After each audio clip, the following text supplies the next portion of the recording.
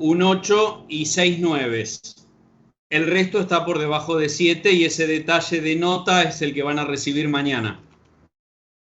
Pero muy pocos no aprobarían. Había poquísimos, todos aprueban. La mayoría aprueba, ¿no, Charlie? No sé si me escucha, Charlie, porque mira la pantalla. Sí, te estoy escuchando, Cris. Y bueno, contestame, por favor. Pero estoy contabilizando lo que me estás preguntando. Ah, bueno.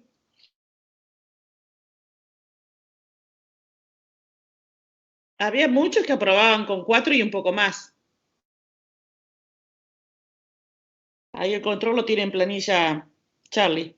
40. ¿Eh? Que ahí tenemos, serían, espérame, los que no llegaron. Al 4. ¿Cuántos no Los que no llegaron al llegaron 4? al 4. Ya te digo los que no llegaron al 4. ¿Y cuántos se presentaron? Espérame que te estoy.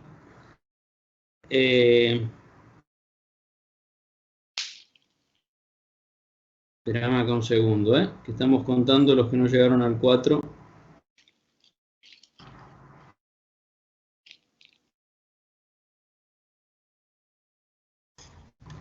¿Y cuáles fueron los errores más comunes, profe? Quizás podríamos repasar esas temáticas como para que no nos pasen el parcial. Al final de la clase. Bueno. Lo más, por responderte así como rápido y corto, lo que más cuesta es el procedimental de fundamentar. Ok. Y como vale 4 puntos, generalmente el fundamentar, cuando se les da de escribir un procedimental, es el que más puntaje tiene. Entonces, solamente un procedimental de ese estilo vale 4 puntos. Porque es muy importante para la cátedra, para nosotros, que el estudiante aprenda a escribir argumentando lo que piensa. Entonces, bueno, todavía hay gente que le cuesta dar razones. Fundamentar quiere decir que yo explico el por qué estoy escribiendo esto, por qué el autor afirma tal cosa. Y no logran explicar ese por qué. ¿Está, Carlos? Sí, Cris, mirá, son 36 los que se presentaron.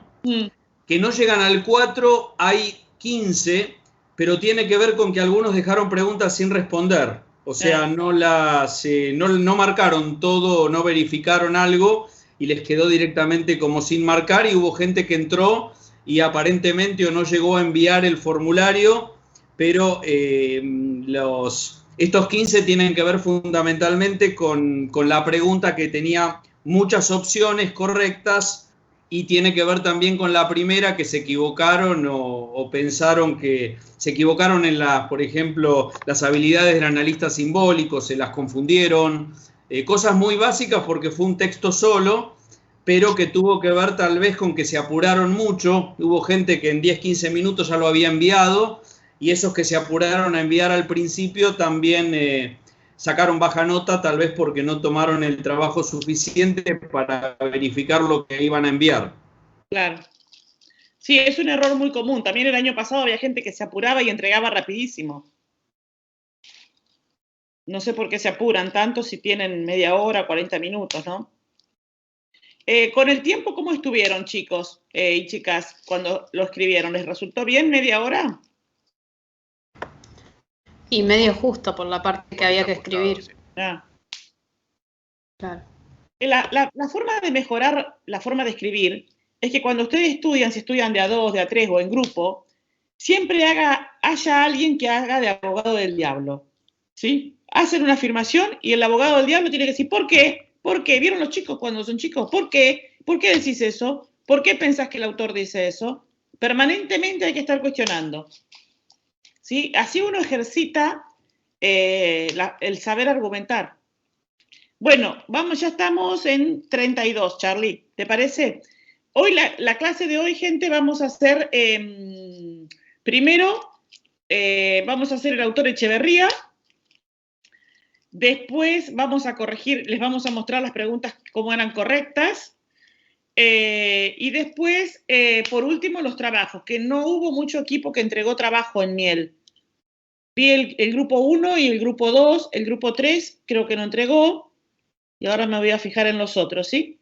Así que bueno, Charlie, si querés empezar.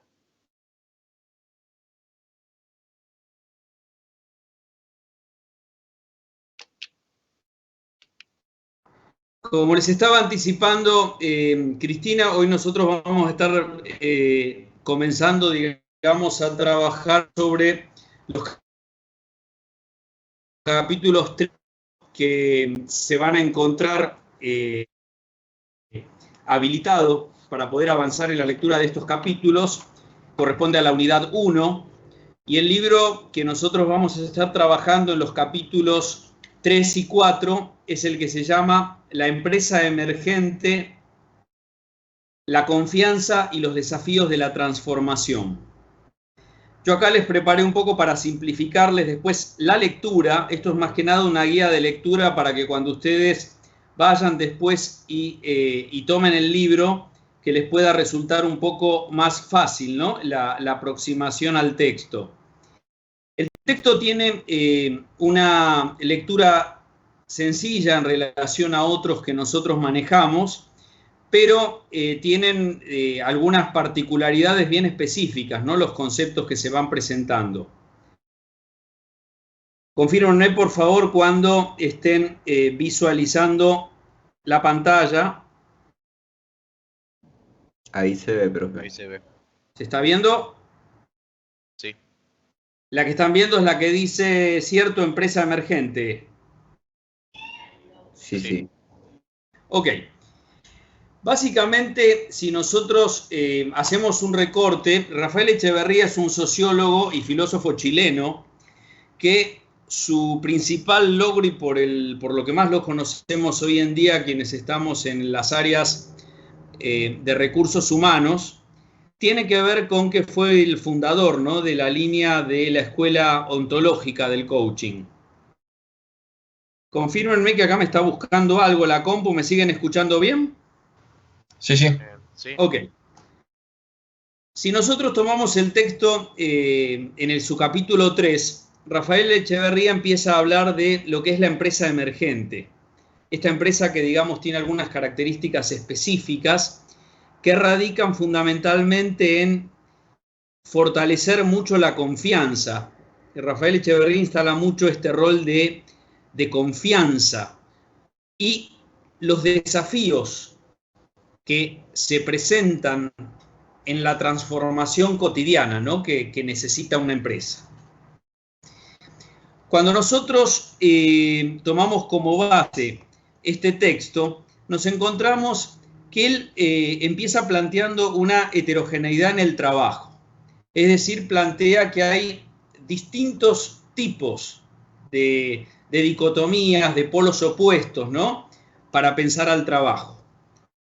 La primera que él instala como, digamos, como una dualidad en actividades opuestas, es la que él llama manualidad y conocimiento. Esto podría en algún otro autor analogarse con lo que se piensa como manualidad o no manualidad, pero lo que él dice es que hay personas que terminan realizando trabajos manuales, que tienen cierta rutina, que tienen ciertos estereotipos, digamos, de recurrencia y de hábitos, y hay personas que tienen dentro de las mismas empresas el rol de estar como mucho más pendiente, ¿no?, de cómo se juega el conocimiento, y que donde el conocimiento empieza a ser mucho más importante. Desde ese lugar, él plantea el poder transformador de la palabra. En este poder transformador de la palabra, él lo que plantea es que lo más activo, lo más generativo en una organización pasa por la palabra, y desde ese lugar él se mete con un concepto que hoy conocemos mucho por escucharlo de los magos, que es esta famosa frase de los magos del abracadabra, que cuando los magos dicen ocurre luego un hecho transformador. Vieron que en el rol de los magos aparece mucho esto de van a hacer un truco, hay que hacer algo aparecer, hay que generar una condición nueva y dicen abracadabra. Entonces, él toma como base, digamos, el origen, ¿no?, también de este abracadabra, que es el abracadabara del arameo. El arameo es el idioma que se hablaba para los que son católicos y para los que no también, digamos, en la época de Jesús. Y planteaba, de hecho, desde esa época, que una de las cosas que ya en los evangelios se planteaba es que a Jesús lo analogaban mucho como profeta desde su rol de palabra que transforma, ¿no? Entonces Echeverría se sube, digamos, sobre esta palabra transformadora y empieza a plantear que desde las conversaciones en una organización se generan muchas más transformaciones que desde el conocimiento. Confírmenme, por favor, si me siguen escuchando. Sí. Ok, gracias. Si nosotros lo seguimos trabajando al texto, aparece otro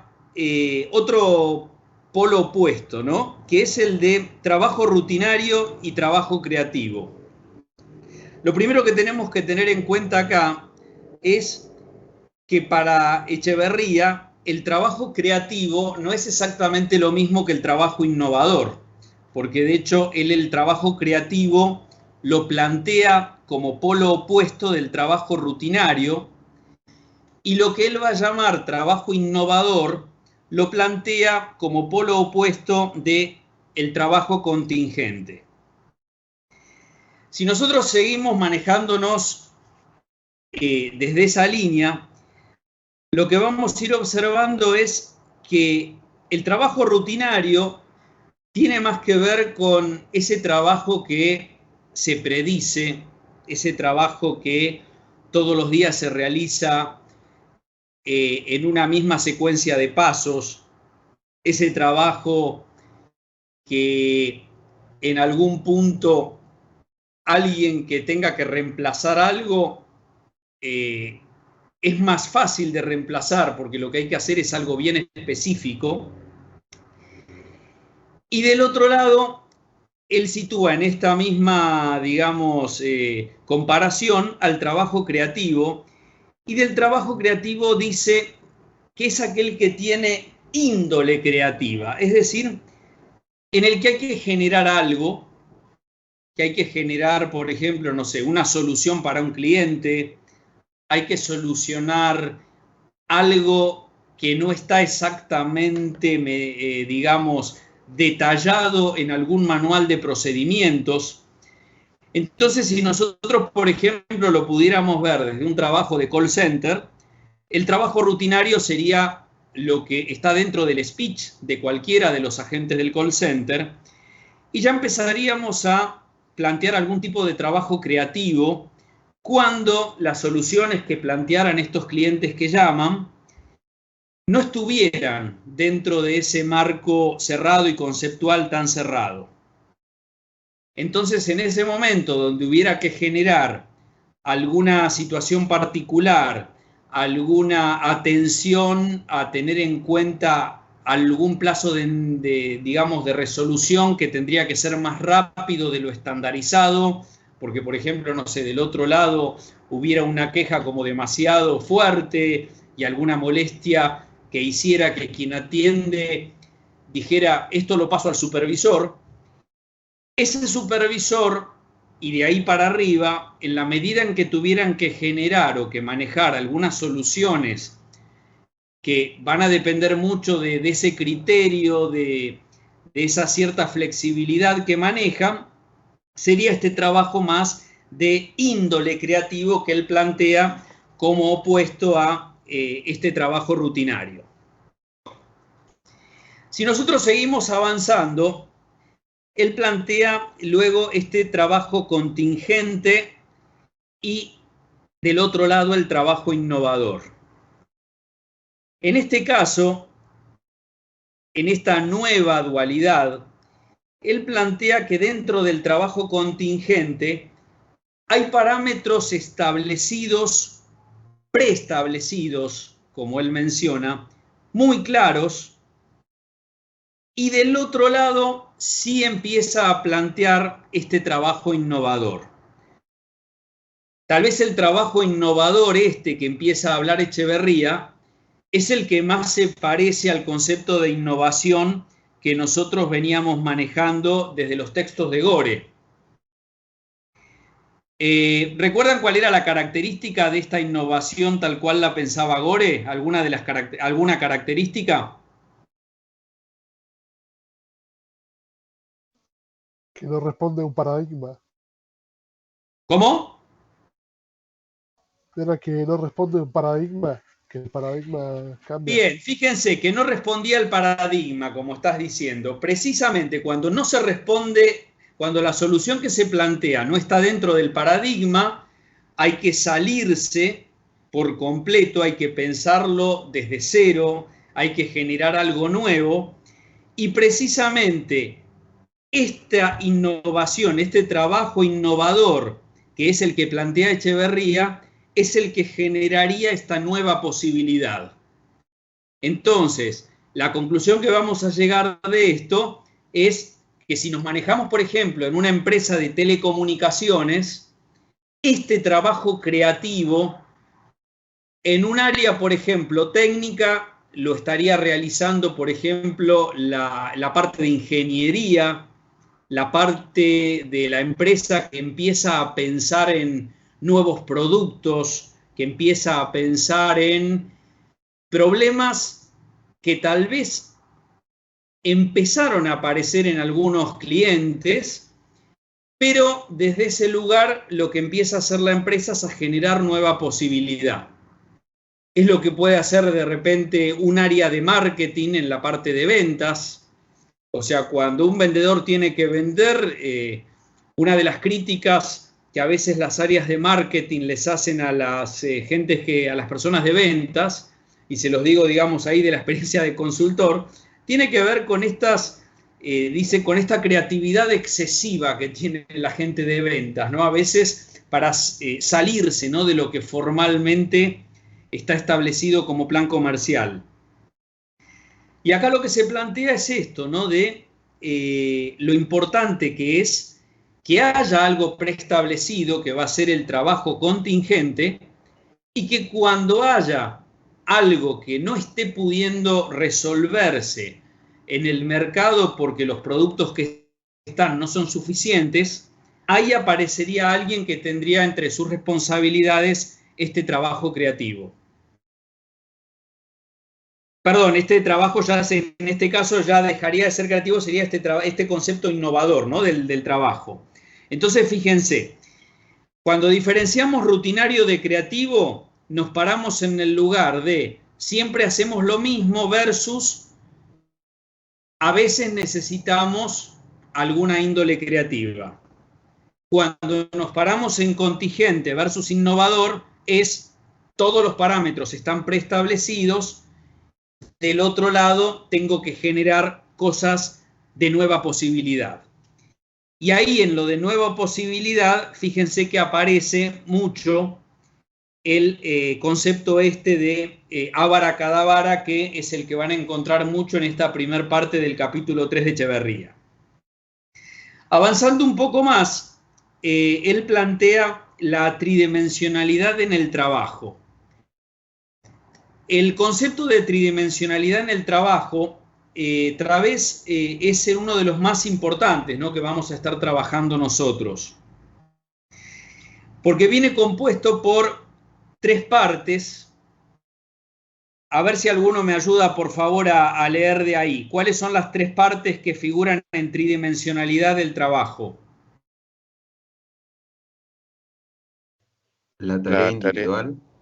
¿Sí? Actividades de coordinación. Sí. Y trabajo reflexivo de aprendizaje. Trabajo reflexivo de aprendizaje. Tarea individual tiene que ver con lo que cada persona tiene que hacer desde su puesto de trabajo en los niveles, digamos, inferiores de un organigrama. Cargos de ayudantes, cargos de analistas, cargos de seguir instrucciones y de no apartarse de esas instrucciones, de seguir en forma individual cada persona la ejecución de las funciones y las tareas que están descritas en su descripción de puesto de trabajo.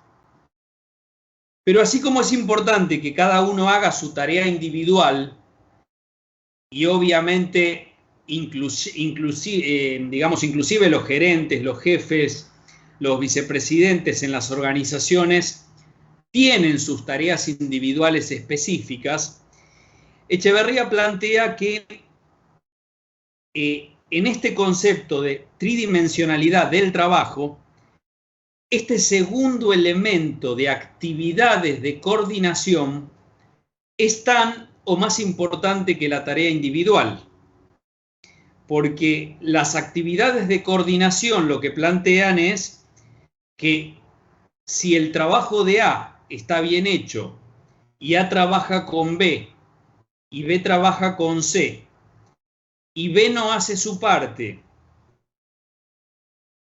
y C no hace la suya, el trabajo no va a poder estar coordinado. Si A hace muy bien su trabajo, B también y C también, tampoco va a ser suficiente para que el resultado final esté logrado, porque nos vamos a encontrar con que no necesariamente esas tareas van a estar coordinadas. Entonces, es importante que haya una tarea individual y es importante que haya alguien que coordine esas tareas individuales. Las actividades de coordinación son las que usualmente están delegadas, digamos, en los niveles más, digamos, superiores de los organigramas, ¿no? Los niveles, digamos, en la mayoría de las organizaciones, 2, 3, 4 y tal vez hasta el nivel 5, ¿no? Hasta el nivel de jefaturas y coordinaciones, muchas veces son los que tienen estas actividades de coordinación. Ahora, lo más innovador que plantea esta tridimensionalidad del trabajo es un tercer elemento, que es el que ustedes leyeron recién como trabajo reflexivo de aprendizaje. ¿Qué es el trabajo reflexivo de aprendizaje? El trabajo reflexivo de aprendizaje es básicamente aquel que permite que en la empresa haya un trabajo futuro. ¿Qué quiere decir esto? Que para que haya trabajo futuro en cualquier organización, es condición que haya un trabajo reflexivo de aprendizaje. ¿Qué va a permitir hacer el trabajo reflexivo de aprendizaje? Va a ser el que va a plantear las siguientes preguntas. Va a ser el que va a preguntar qué de lo que estoy haciendo tengo que seguir haciendo, qué de lo que estoy haciendo tengo que dejar de hacer, qué de lo que estoy haciendo tengo que mejorar. Son tres preguntas diferentes. Una plantea sobre cosas de continuidad, otra plantea cosas que tengo que dejar y finalmente se plantean cosas que tengo que incorporar o mejorar. Entonces fíjense que estas tres preguntas diferentes es la pregunta que se tendría que responder cualquier persona, ya sea esté realizando su tarea individual o ya sea esté realizando sus actividades de coordinación.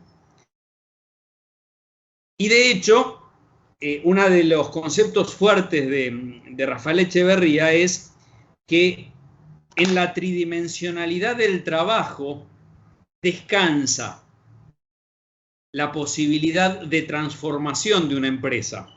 Porque una empresa que no tiene posibilidad de preguntarse qué de lo que estoy haciendo voy a seguir haciendo porque está bien, qué de lo que estoy haciendo tengo que dejar de hacer y qué de lo que estoy haciendo tengo que mejorar o qué cosas nuevas tengo que empezar a hacer que hasta ahora no hice, es una empresa que ve limitadas sus posibilidades de transformación.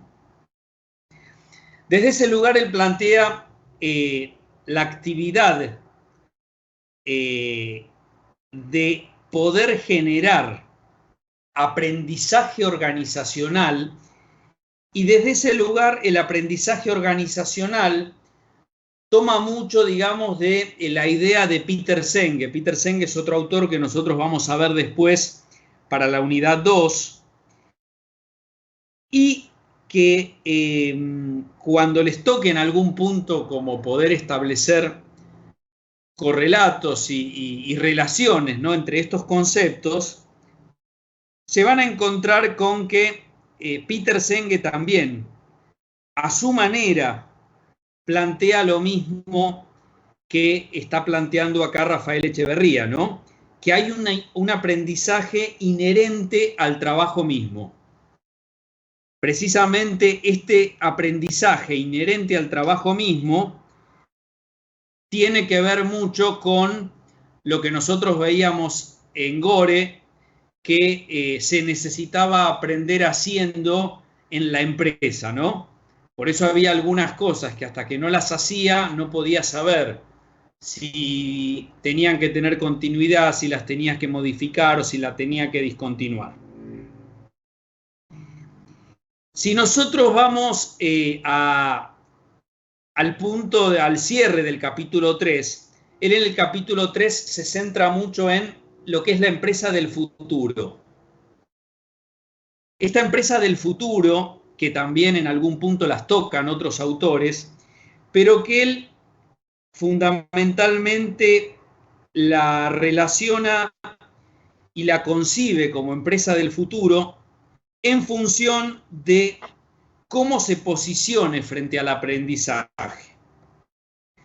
Porque lo que él defiende mucho es esta idea de que el aprendizaje en una organización tiene un factor de influencia altísimo en las estructuras y en la forma en la que una organización, ¿no?, empieza a coordinarse, a fijar sus procedimientos, a auditar que lo que se esté haciendo sea lo correcto y ver qué es lo que falta. Cuando avanzamos en el capítulo 4, que es el otro capítulo que ustedes también van a tener que leer de Rafael Echeverría, el concepto sobre el que empieza a trabajar mucho es el que tiene que ver con las competencias conversacionales. Nosotros vamos a estar trabajando el concepto de competencias, ¿no? Competencias básicamente tiene que ver con saber hacer. O sea, cuando nosotros pensamos en competencias, tenemos que poder diferenciar claramente una competencia de un conocimiento y de una habilidad. Pregunto acá como para ver si alguno tiene alguna idea previa.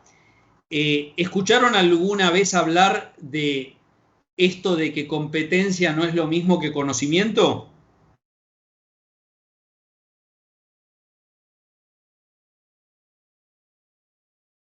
No, profe.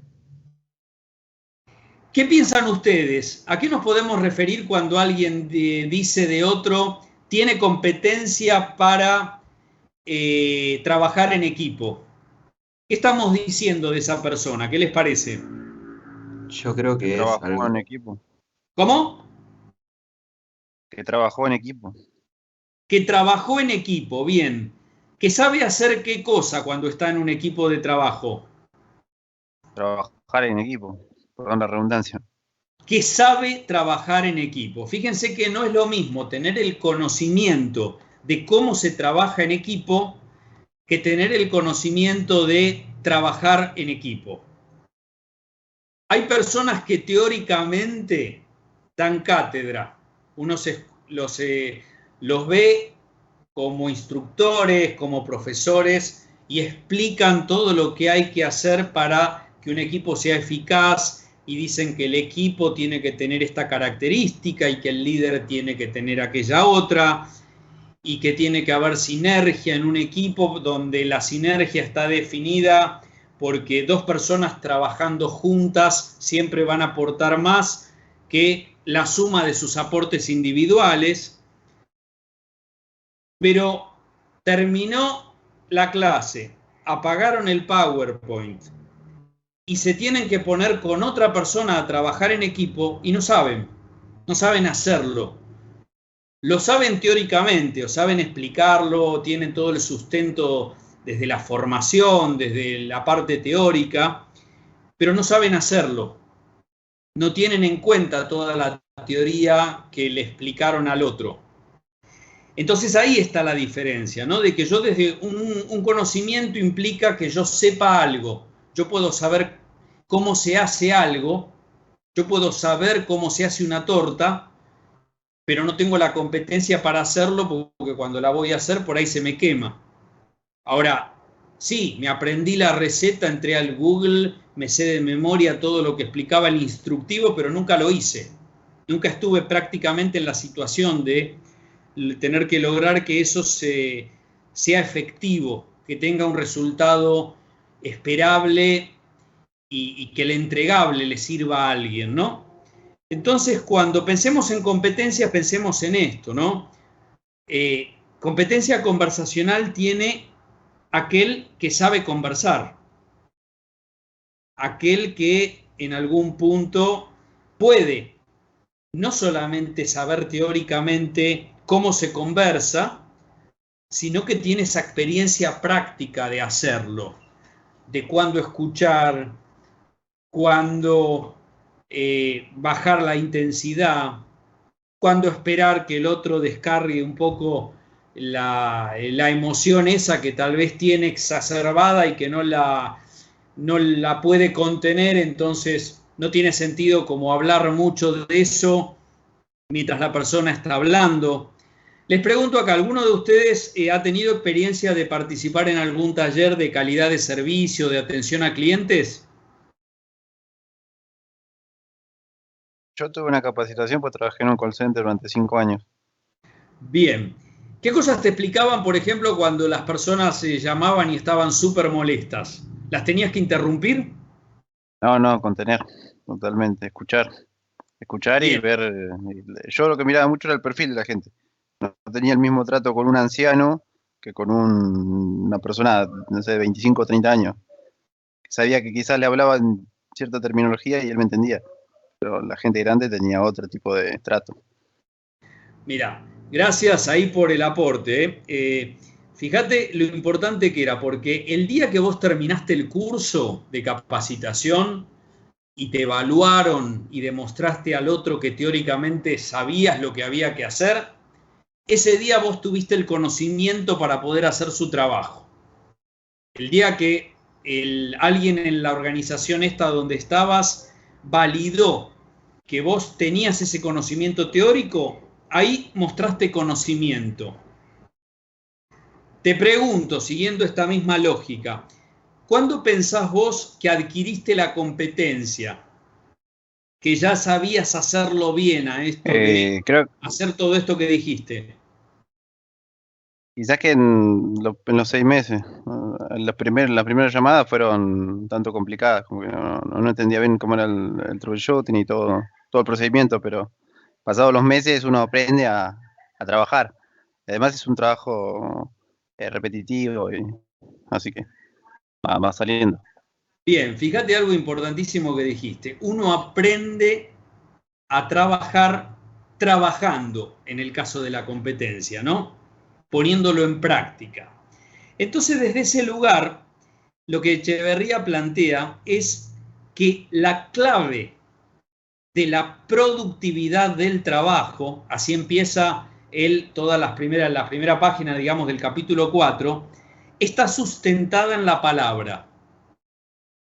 Hasta tal punto está sustentada en la palabra que a la palabra y a la posibilidad de conversar que cada una de estas personas claves en la organización tenga, él inclusive hasta le da un lugar por encima del conocimiento que estas personas tienen. Porque parte de la base que si hay que coordinar acciones y alguien sabe un montón, pero no sabe conversar, difícilmente el entregable final de un área de trabajo va a ser bueno, aun cuando haya algún extraordinario rendimiento individual. ¿Y si sabe escribir, profesor? ¿Y si sabe? Escribir. Fíjate algo, si sabe escribir, por ejemplo, será una persona que para algunas tareas, si está en un rol, está en un cargo donde no tiene contactos con otras empresas ni con otras empresas ni con otros colaboradores de la misma empresa, es decir, que no tiene clientes internos salvo su jefe inmediato, tal vez es digamos, un impacto muchísimo menor el tema de la conversación.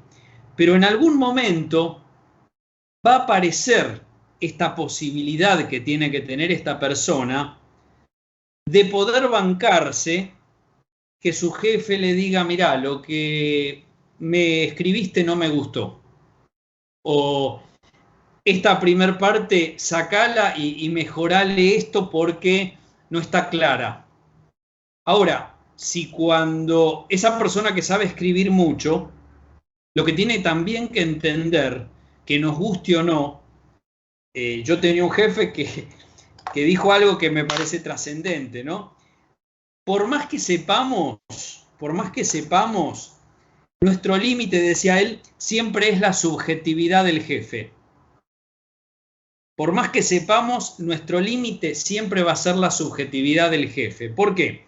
Porque si alguien que sabe escribir un montón y realizó muchísimos escritos y escribe de una forma, digamos, de lo que sería alta gama para que lo entiendan un montón, dio en algún punto, con alguna expectativa, fíjense que yo no estoy ni siquiera diciendo, no estoy diciendo que el jefe sepa menos, no, estoy hablando de subjetividad del jefe.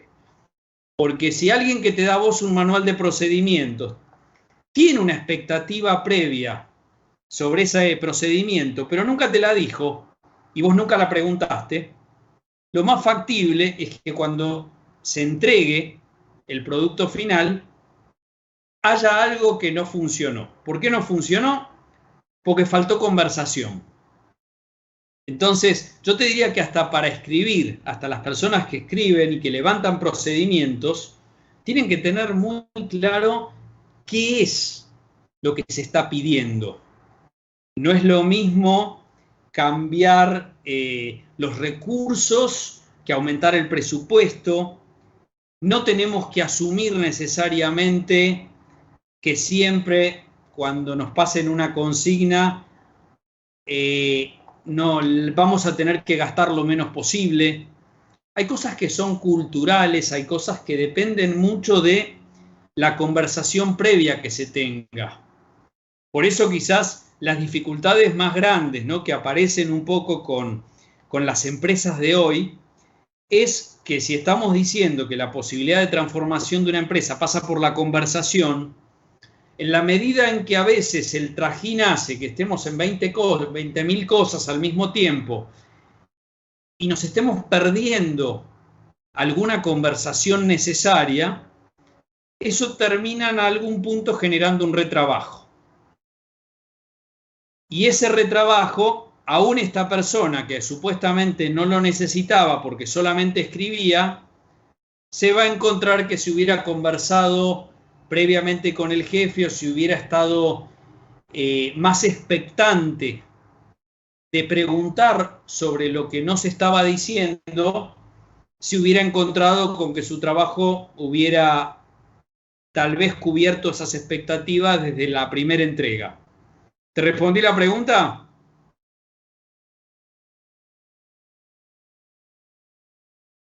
¿Hola? Sí, sí. Ok. Pero, si pero, seguimos perdón. avanzando acá, fíjense que él plantea que en toda conversación hay 3 subdominios, que son sobre los que ustedes van a tener que trabajar mucho, ¿no? En estos 3 subdominios, él plantea el lenguaje, la emocionalidad y la corporalidad. Y de hecho, les diría que afianza mucho la importancia corporal que tiene cada gesto, que tiene cada comunicación, porque de la corporalidad, de una mirada, de un gesto, muchas veces quien está del otro lado está recibiendo muchísimo más que de lo que se está diciendo. ¿Alguno de ustedes tuvo alguna oportunidad de asistir a algún curso de PNL? ¿O de saber a qué nos referimos cuando hablamos de PNL? ¿Sí, no? No, profe. No. PNL es programación neurolingüística. Programación neurolingüística es la forma en la cual nosotros estamos programados para, en función de determinados estímulos, hablar, pensar, actuar. Y lo que precisamente hacemos cuando nosotros tenemos que transformar en las organizaciones es utilizar mucho alguno de estos recursos, ¿no? Porque no sirve de mucho que yo hable con un léxico súper amplio si yo, cuando alguien entra y es su cumpleaños, le digo, che, feliz cumpleaños, y lo tiro así al pasar sin ninguna emocionalidad detrás, sin ninguna entonación que haga sentir al otro especial, sin ningún gesto corporal de levantarle un pulgar, de incentivarlo de alguna forma a que pase un buen día. Entonces, él plantea mucho cómo estos 3 subdominios se van interrelacionando entre sí en cada comunicación: el lenguaje, la emocionalidad y la corporalidad. Desde ese lugar empieza él a plantear los juicios y las afirmaciones. Cuando nosotros nos metemos en juicios y afirmaciones, lo primero que tengo que tener en cuenta es qué es un juicio para Rafael Echeverría. Para Echeverría, un juicio es una declaración. Es algo que yo digo de determinada forma sobre determinadas cuestiones. Un juicio puede ser, por ejemplo, en este lugar al que me tocó ir, a esta oficina a la que me tocó ir a trabajar hoy, hay mala onda. Ese es un juicio. Es una declaración, es algo que yo digo y que puede o no estar fundado. Debería estar fundado, si seguimos a Rafael Echeverría. Si está fundado, fíjense que cuando un juicio está fundado, nos vamos acercando un poco a lo que nosotros les decíamos antes de fundamentar, ¿no? O sea, una cosa es que yo tire algo por decir y otra cosa es que diga, mirá, hay mala onda porque veo esto, porque veo aquello, porque veo este otro comportamiento, porque veo aquello que pasó cuando entré. Entonces, él lo que dice es que estas declaraciones, estos juicios, y es importante entender acá que nosotros nos movemos todo el tiempo por juicios. Por eso es muy necesario entender que cuesta muchísimo abstraernos de nuestros propios juicios. Porque nuestros juicios son los que hacen que cuando nosotros vemos un día jueves a las 8 de la noche salimos de la universidad, vamos solos por una vereda y vemos a alguien de pelo largo, con rastas, con, por ejemplo, tatuado, con algo en la mano, nos relacionemos esto con algún episodio de inseguridad. Esos son nuestros juicios, o sea, no hay nada que diga necesariamente que eso es así, pero hay una declaración, hay algo que nosotros damos sobre algo, y lo que nosotros especialmente deberíamos tener en cuenta acá es que es muy importante que los juicios estén fundados en afirmaciones. ¿Por qué él plantea que los juicios tienen que estar fundados en afirmaciones? Porque a diferencia de los juicios, las afirmaciones son evidencias objetivas. Las afirmaciones tienen que ver con cosas objetivas. Vamos a suponer que estoy acá con Mariano Ávila. Y Mariano me dice, Carlos, estamos en la misma oficina, y me dice él, hace frío.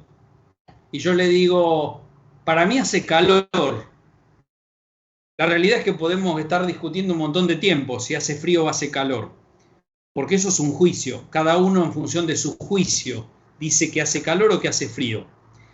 Cuando yo el juicio lo planteo en función de una afirmación, yo tengo que caer necesariamente en cuántos grados centígrados está haciendo en el ambiente donde estamos, y en un poco legitimar que cuando hace 8 grados, hace frío en la generalidad para todos, y que cuando hace más de 30 grados, lo usual es que haga calor para la mayoría.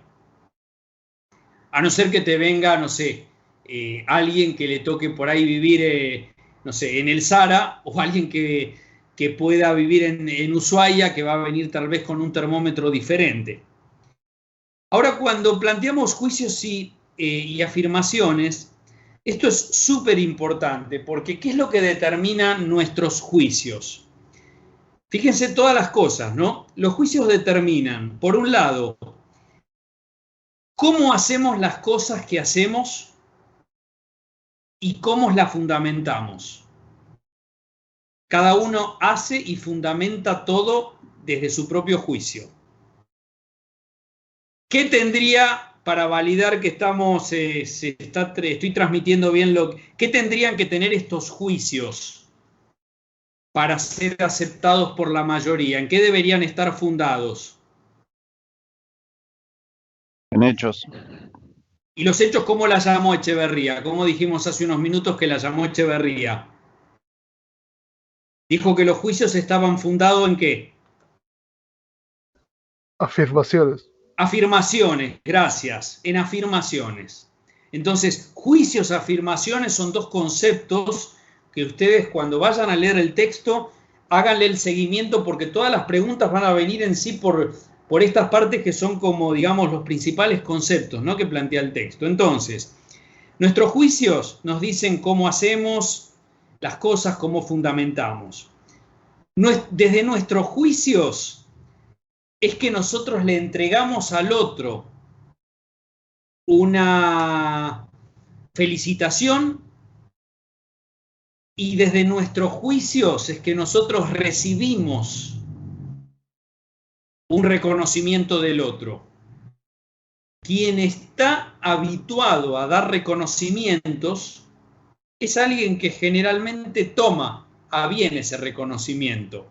Pero no necesariamente es así. Hay personas que dan reconocimientos y son muy, digamos, tienen desarrollada la competencia, ¿no? Saben dar juicios, saben dar reconocimientos y manejan bien los juicios que tienen que ver con entregar reconocimiento al otro, pero tal vez no lo saben recibir porque se ponen incómodos, porque sientan que si alguien alguna vez les dice qué buena idea que tuviste, parecería que todas las veces que no les dijeron nada es porque hicieron las cosas mal. Entonces, fíjense que hay muchas cosas que se ponen en juego cuando pensamos en esta idea de juicio, ¿no? Fíjense que desde los juicios es que nosotros pedimos algo y desde nuestros propios juicios nosotros ofrecemos ayuda. De hecho, él plantea formas de pedir. Cómo uno debería dar un reconocimiento, cómo deberíamos recibirlo, qué cosas deberíamos tener en cuenta para pedirle ayuda a alguien, qué cosas deberíamos tener en cuenta para ofrecer nuestra ayuda a alguien, buscando que el otro no sienta tampoco invasión a lo que tiene que hacer. Y fíjense que todos los juicios obviamente están basados en las competencias conversacionales, porque de hecho poder manejarnos con nuestros juicios es una de las partes más importantes de las competencias conversacionales. Por eso él dice mucho que en función de los juicios, de cómo nosotros nos manejemos, es que vamos a tener o no desarrolladas estas competencias conversacionales. Fíjense que desde los juicios quedan establecidos el cómo elaboramos algo, cómo armamos algo para entregarle al otro. Si a mí yo tuve toda la vida jefes que me dijeron, mira, los informes ejecutivos de una hoja, sintéticos, yo puedo chocar con que me manejo mucho con la declaración esta de que los informes buenos son sintéticos y son objetivos, pocas palabras, y de repente puedo chocar con alguien que esperaba otro tipo de informe. Dice, no, pero porque lo veo muy escueto, escribiste poco, le faltan cosas, o ¿por qué directamente tiraste el presupuesto y no me contaste antes un poco más acerca de...? Bueno, tal vez lo que está faltando ahí es cómo pedir lineamiento, cómo ofrecerle al otro. Mirá, yo el informe lo hago generalmente de esta forma, por tal razón, ¿esto considerás que te va a servir o hay algo que debería, y vuelven las 3 preguntas de antes, hay algo que debería ser distinto, hay algo que debería agregar, hay algo que no querés que lo haga directamente, hay algo que te gusta pero te gustaría que lo mejorara? Y desde ese punto, él plantea un poco, ya cerrando el capítulo, en este conocimiento, conversación, que la conversación es la que posibilita, ¿no? Como esta acción más transformadora, ¿no? Por eso se van a encontrar que en la parte final, él relaciona el concepto de productividad con estos 3 subdominios, los 3 subdominios, ¿no? Es decir, cómo lograr la productividad en la tarea individual, cómo lograr la productividad en las actividades de coordinación y cómo lograr la productividad en el trabajo reflexivo de aprendizaje. Y cierro con esto, ¿no? Que en este punto, lograr la productividad en el trabajo reflexivo de aprendizaje implicaría que en algún momento, cuando reflexionemos sobre el trabajo hecho,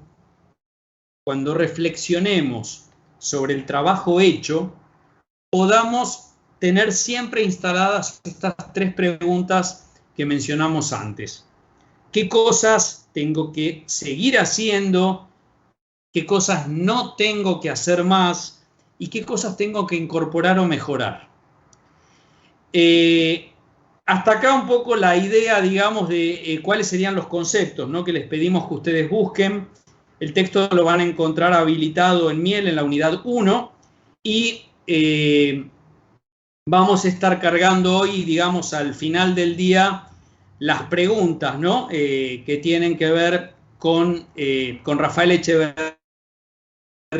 Tal vez que ustedes las cargan, estoy pensando ahora, como vamos a darle prioridad a que ustedes reciban las notas, mañana estaremos trabajando primero para que cada uno reciba la nota del procedimental y de cómo fueron directamente en el simulacro, y en el mismo día de mañana, mejor, van a encontrar, digamos, las preguntas que tienen que ver con que ustedes puedan trabajar este texto. ¿Alguna pregunta, algún comentario final que quieran hacer?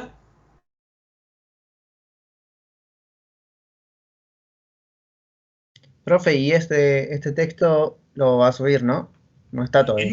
En Miel, sí, ahora voy a verificar, ayer lo habíamos habilitado, ustedes ya lo deberían estar visualizando. Confírmenme, por favor, si alguno es tan amable, entre por contenidos, entren a la unidad 1 y verifiquen si ya están visualizando el capítulo 3 y 4 de... Está, profe, yo ya lo bajé, está. Ok, listo. Esos dos capítulos van completos y son los que acá hicimos como la puntuación general con la idea de que quede entonces ahora la lectura de ustedes y posterior a la lectura el responder preguntas como lo vienen haciendo. Decime, Cris, si ya, no sé, ¿tienen alguna pregunta más con respecto a los conceptos, al texto? Profe, yo le quería aclarar algo, que la clase pasada no pude estar por un tema de problema de conectividad, y si el simulacro conlleva una nota de concepto. No, mira, básicamente el simulacro fue pensado para darles la posibilidad de aprender haciendo. O sea, porque nosotros les podríamos haber contado a ustedes, el parcial era de esta forma, hicimos el trabajo con Cristina al comienzo del año y vimos que así como quisimos aplicar Echeverría acá, en vivo y en directo, ¿no? Entonces nos dimos cuenta que nosotros el año pasado contábamos cómo iba a ser el parcial, pero la primera vez con las que se encontraron el parcial, la primera vez con la que se encontraron con que se los medía con un tiempo, la primera vez que se encontraron un poco con esta metodología, fue el mismo día del parcial. Lo que pretendimos acá fue que ustedes pasaran por la experiencia de hacer todo como si fuera el parcial en el simulacro y conceptos no hay, no es que el que necesariamente tiene acá un 9 lo vamos a tener especialmente en cuenta en relación al que desaprobó, porque entendemos que tal vez el que desaprobó tenía claro que no era una actividad obligatoria, pudieron haber pasado miles de cosas, ¿no? Ahora, donde sí nos queremos parar es que obviamente quienes hicieron el simulacro, la única ventaja que sí van a tener es que ya pasaron un poco por esta experiencia y seguramente haber pasado por la experiencia habrá implicado algunos aprendizajes para ustedes. Apliquemos rápido un poco para introducirnos, ¿no? Con lo del simulacro a Echeverría. De la experiencia del simulacro, ¿qué cosas ustedes se dieron cuenta que hicieron bien? ¿Qué cosas sienten que manejaron bien en el simulacro? Manejo del tiempo, ¿lo hicieron bien?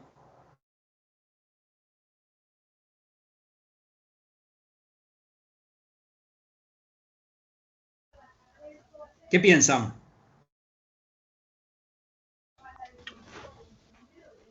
Sí, pero uno se adapta al tiempo que tiene por reloj, digamos, como que va. Bien, fíjate una cosa, ahí estás, te agradezco un montón lo que acabas de decir. Manejar el tiempo en un parcial de estas características implica trabajar con el reloj. Aquel que envió todo a los 10-15 minutos, que fue el tiempo en el que empezamos a recibir las primeras evaluaciones, es alguien que por más que hubiera estado súper convencido de lo que puso, la realidad es que no optimizó el recurso de manejo del tiempo en un parcial de estas características. Porque un parcial de estas características, donde sabemos que hay media hora, es un parcial en el que es un aprendizaje. Decir, ¿qué hora es cuando estoy visualizando la consigna? ¿Hasta qué hora tengo tiempo para entregar? Y estar pendiente a medida que voy contestando de usar todo el tiempo que tengo. Porque es cierto que alguno tal vez como era simulacro fue por la respuesta rápida y que tal vez en el parcial lo plantearían diferente. Pero acá lo importante también es poder pasar por la experiencia. Por eso, todos los que se jugaron y de repente que la gran mayoría de los parciales, en este caso de los simulacros, ¿no?, hayan empezado a entrar a partir del minuto 25, entre el minuto 25 y el minuto 30, lo que está diciendo es que estas personas que entregaron en los últimos 5 minutos son personas que estuvieron muy pendientes del manejo del tiempo en un parcial de estas características. Después habrá otras cosas, como decir, bueno, habilidades para poder leer e identificar en un multiple choice cuáles son las que seguramente están mal. Ustedes saben que digamos, para poder salir bien en este multiple choice, hay también determinados aprendizajes. Un comentario sobre eso, profe. A mí, por ejemplo, me hubiera gustado poder dedicarle más tiempo a la parte de fundamentar y perdí mucho tiempo en una de las preguntas que era múltiple choice y tenía demasiadas opciones y todas muy parecidas y por ahí en órdenes inversos, que es lo que pasa en muchas de las materias, que es como que son preguntas que te hacen perder mucho tiempo por la complejidad de la redacción que tienen. Es como esas preguntas...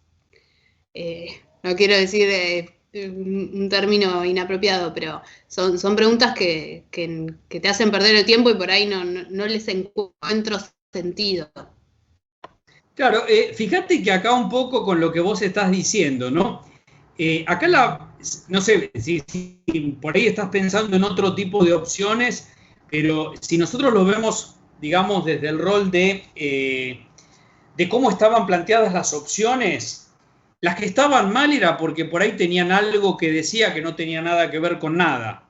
Entonces, sí, obviamente, había que tener un buen conocimiento de cuáles eran las, digamos, en el caso, no sé, de las habilidades. Había algunas que, no sé, que decían, no sé, dominio personal. Y tal vez nosotros en ningún lado del texto de Gore decía dominio personal y algunos marcaron esa. Pero digo...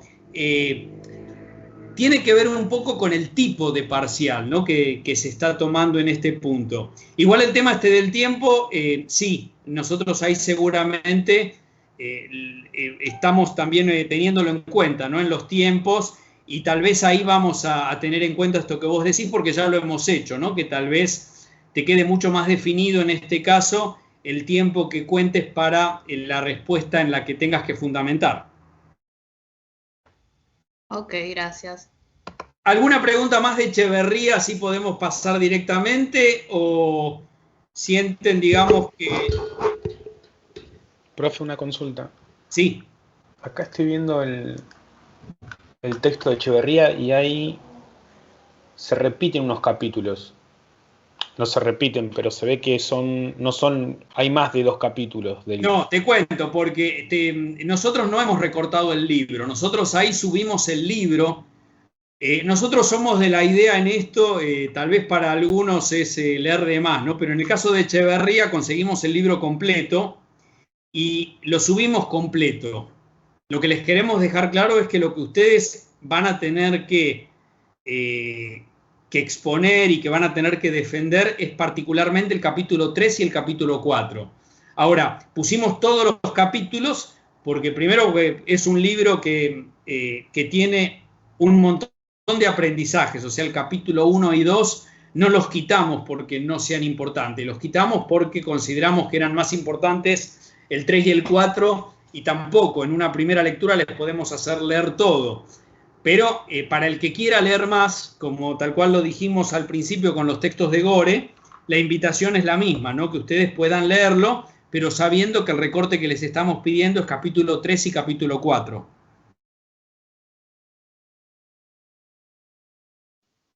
Charlie, por el tiempo podemos pasar sí, ya. Dale, sí, Cris.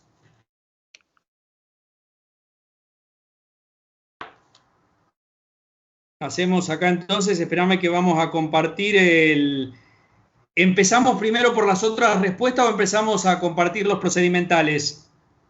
Primero las otras respuestas y después vemos los procedimentales que estaban bien hechos. Dale.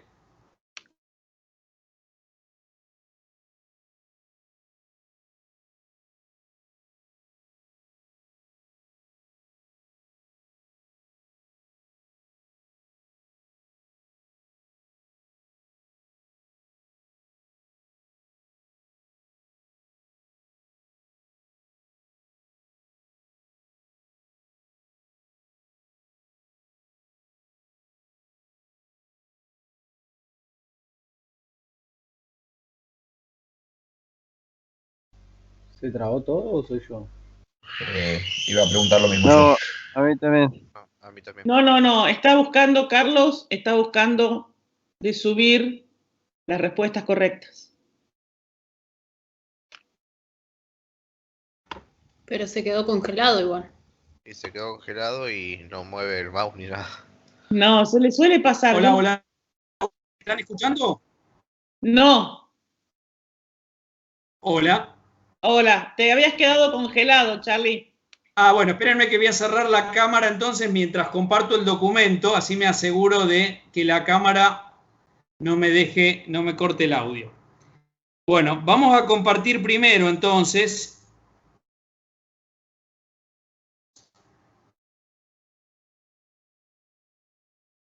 Desde las respuestas, ¿no?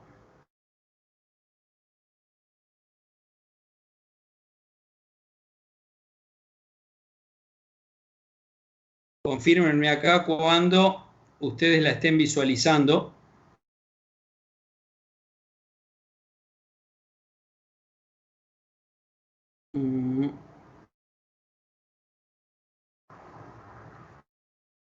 Ahí se ve. ¿Se está viendo? Sí. Bien. Vamos entonces un poco a hacer el recorrido, ¿no?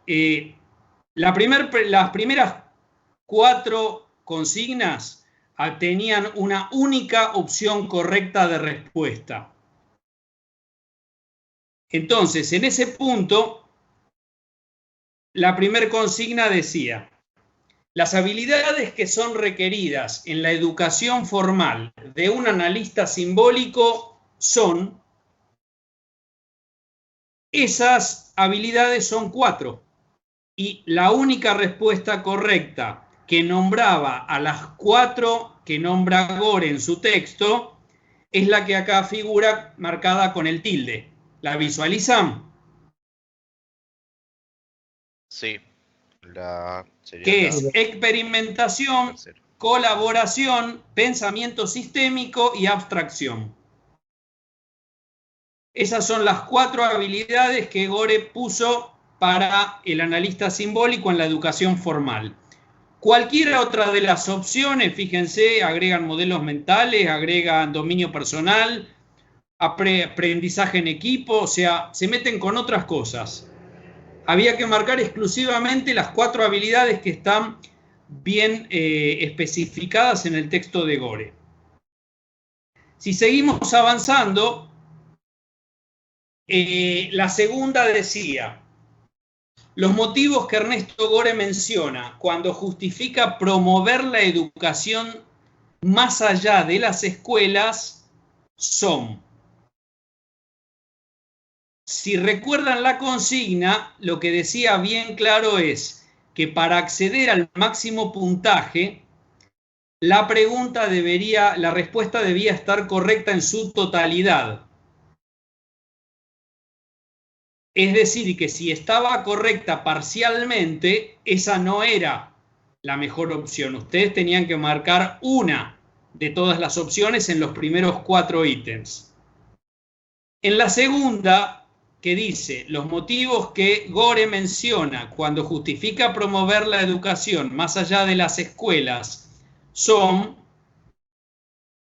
en este caso era los costos relacionados a la educación permanente, porque él decía que no puede absorber la escuela la responsabilidad de educar a alguien por toda su vida, por todo lo que necesita aprender. Entender mejor los factores que facilitan o inhiben los aprendizajes. Y que las organizaciones necesitan conocimientos para funcionar. Todas las otras respuestas, alguna de estas 3 cosas no estaba, o estaba incluido otro aspecto que no eran estos 3. De hecho, son respuestas que están muy estructuradas en Gore. Ustedes van al texto y claramente están diferenciados, hasta prácticamente los subraya y después los va nombrando de a uno y los desarrolla. Con lo cual, no teníamos... No había mucha opción ahí, más allá que sí coincido un poco con quien decía antes que de esta lectura, ¿no? Al detalle que había que tener. Vamos al otro caso. La consigna 3. En la consigna 3 dice, ¿cuál de las siguientes procedimentales de la lista se define de la siguiente manera? Exposición que se hace de un hecho, correspondencia o conexión que hay entre dos o más cosas. Esta palabra se refiere a establecer concordancia o correspondencia de un hecho. Y por otro lado dice establecer algún vínculo entre personas, elementos, conceptos. Ahí estaban los procedimentales de que habíamos trabajado nosotros: desarrollar, argumentar, explicar, relacionar, fundamentar, enumerar. La definición que está arriba la encuentran en el anexo de procedimentales que está en la unidad 1, es la de relacionar.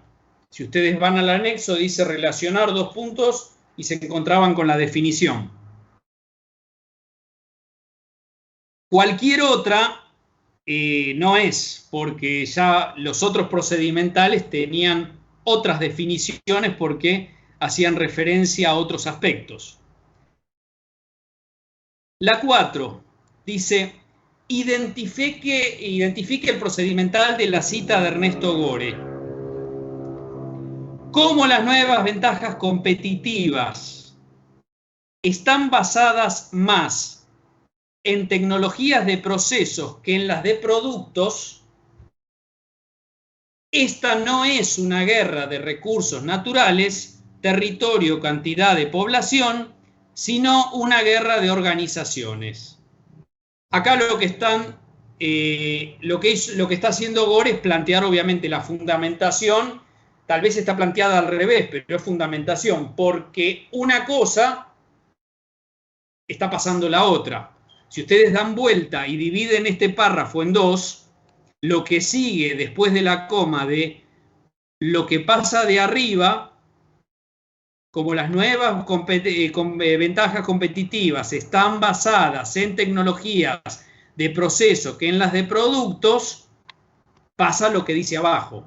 O sea, queda claro que lo de arriba es lo que está fundamentando lo que dice abajo.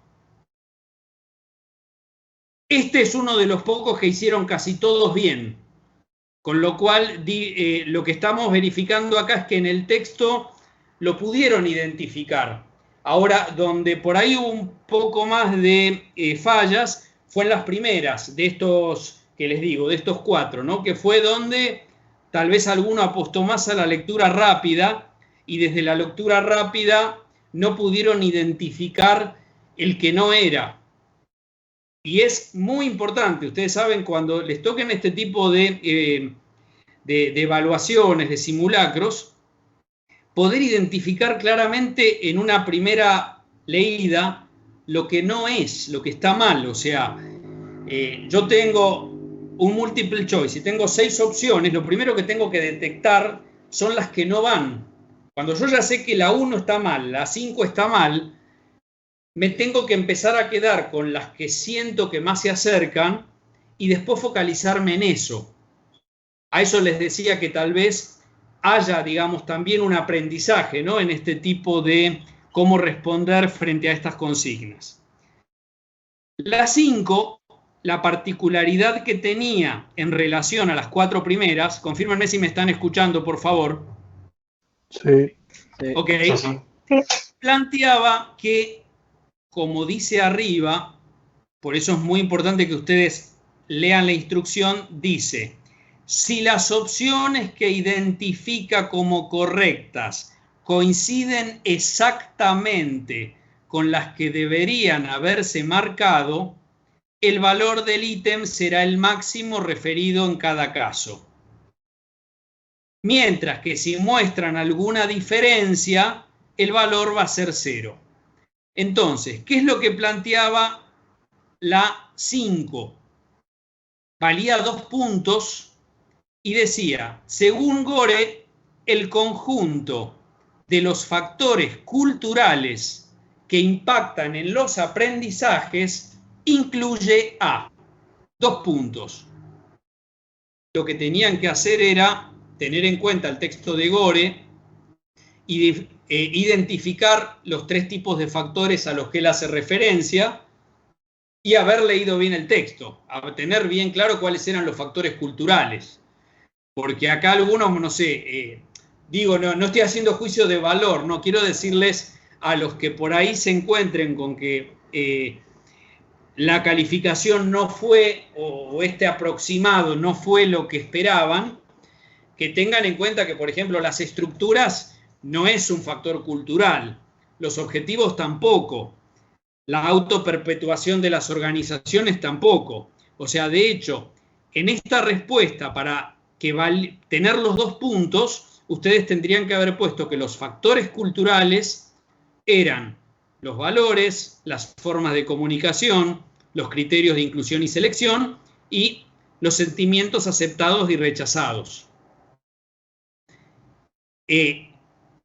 Claramente, en este caso se necesitaba que pudieran identificar las 4 respuestas que eran correctas para poder llegar a los 2 puntos que planteaba la consigna 5.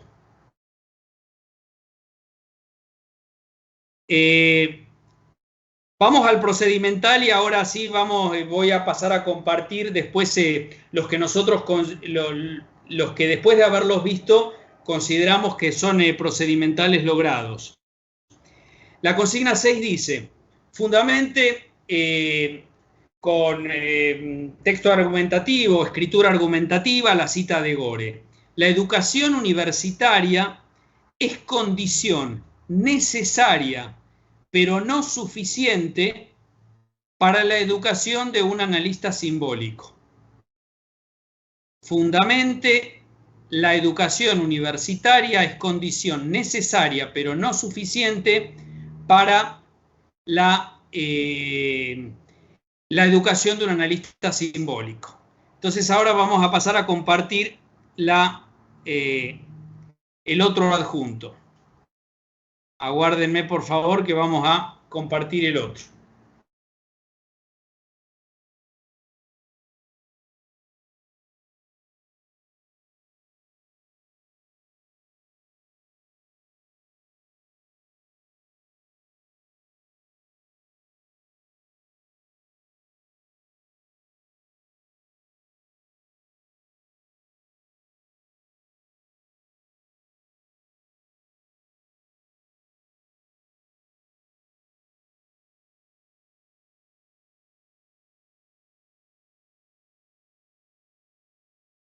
Confírmenme entonces, vamos a estar compartiendo acá. Acá obviamente alguno lo va a ir reconociendo. Si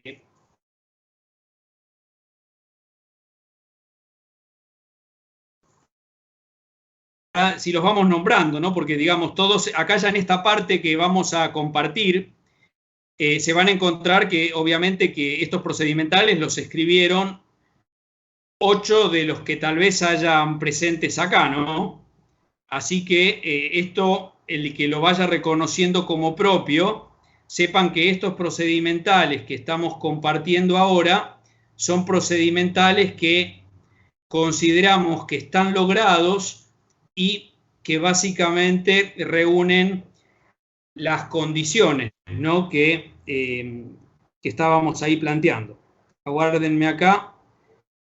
Confírmenme si están viendo el adjunto, por favor.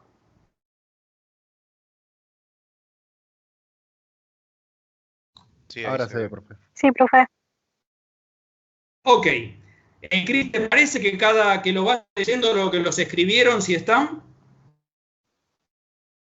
Mira, sería buenísimo y que puedan explicar por qué. O no, o lo leemos nosotros. Buenísimo, mira, entonces, claro. El primero, el que está acá que dice la educación universitaria, es el de Matías Ezequiel Torrillas. Confirmanos, Matías, si estás y si podés abrir la cámara sería genial.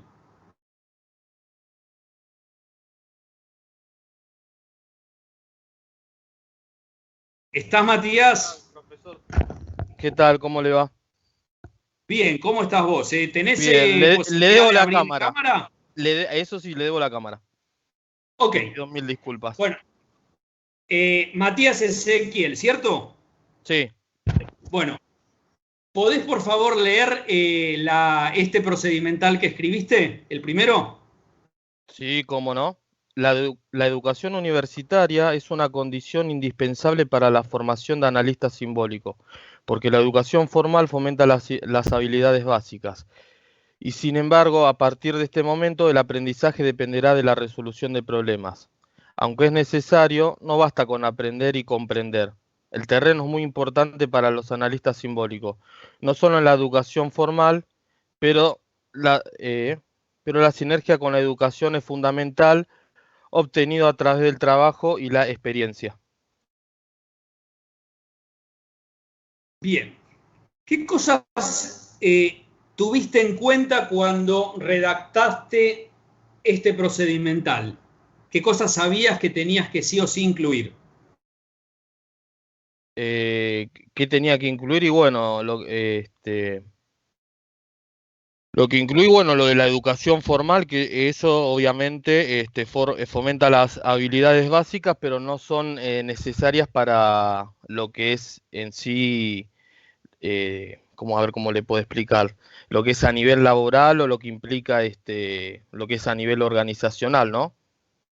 En eso me tomé también el atrevimiento de poner eso, porque obviamente que la educación formal lo que nos da son habilidades básicas, pero el resto se va aprendiendo en el hacer, en el relacionarse. Fíjate que cuando te parás en cómo lo redactas, sí, tenés en cuenta las dos ideas importantes, ¿no?, que tiene este procedimental. Porque fíjate que dice, por un lado, habría que fundamentar por qué la educación universitaria es condición necesaria. Sí.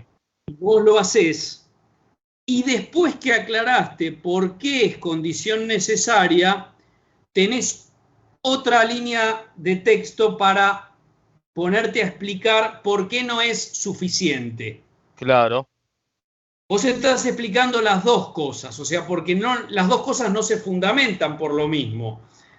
Porque estamos diciendo que es necesario por un lado, y vos contás por qué es necesario, y por el otro lado estás aclarando que por qué no es suficiente, por qué hay algo que falta.